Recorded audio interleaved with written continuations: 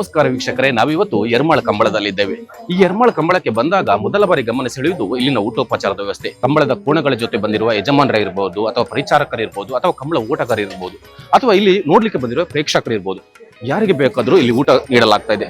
ಸುಮಾರು 7,000 ಜನರಿಗೆ ಇಲ್ಲಿ ಊಟೋಪಚಾರದ ವ್ಯವಸ್ಥೆ ಮಾಡಲಾಗಿದೆ. ಹಾಗಾದ್ರೆ ಏನೆಲ್ಲ ಇದೆ, ಜನರು ಹೇಗೆ ಸವಿತಾ ಇದ್ದಾರೆ, ಬಂದು ನೋಡ್ಕೊಂಬರೋಣ ಬನ್ನಿ.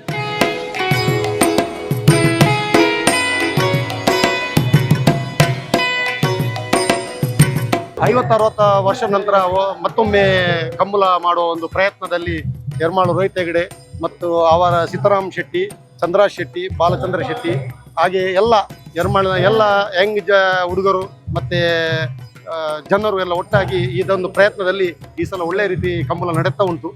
ಅದರ ಪ್ರಯುಕ್ತವಾಗಿ ಒಂದು 7,000 ಜನದ ಒಂದು ಊಟದ ವ್ಯವಸ್ಥೆಯನ್ನು ನಮ್ಮ ಸೀತಾರಾಮ ಶೆಟ್ಟಿ ಪುಚ್ಚೊಟ್ಟು ಇವರ ಪರವಾಗಿ ಮಾಡಿದ್ದಾರೆ.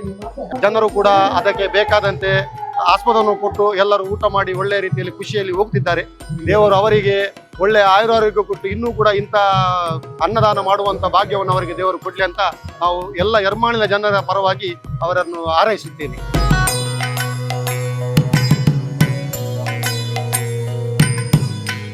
ನಾನು ತುಂಬಾ ಕಡೆ ಕಂಬಳಕ್ಕೆಲ್ಲ ಹೋಗಿದ್ದೇನೆ, ಬಟ್ ಎಲ್ಲೂ ಈ ತರ ಮಧ್ಯಾಹ್ನದ ಊಟ ವ್ಯವಸ್ಥೆ ಇರಲಿಲ್ಲ. So over all it was best experience.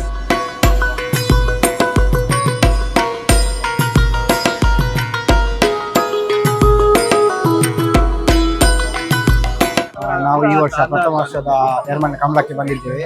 ಇಲ್ಲಿ ಊಟೋಪಚಾರ ಎಲ್ಲ ವ್ಯವಸ್ಥೆ ಮಾಡಿದ್ದಾರೆ. ನಮಗೆ ಊಟ ಎಲ್ಲ ಬಹಳ ಒಳ್ಳೆಯದಿತ್ತು. ಅಂದರೆ ಕೆಲವು ಬಗೆಯ ಐಟಮ್ ಎಲ್ಲ ಮಾಡಿದ್ರು, ಹಾಗೆ ಮಜ್ಜಿಗೆ ವ್ಯವಸ್ಥೆ ಮಾಡಿದ್ದಾರೆ. ಈ ಬಿಸಿಲಿಗೆ ಬರುವವರಿಗೆಲ್ಲ ಮಜ್ಜಿಗೆ ಕುಡಿಯುವಾಗ ಒಂದು ಆರಾಮದ್ದು ಫೀಲ್ ಆಗ್ತುಂಟು.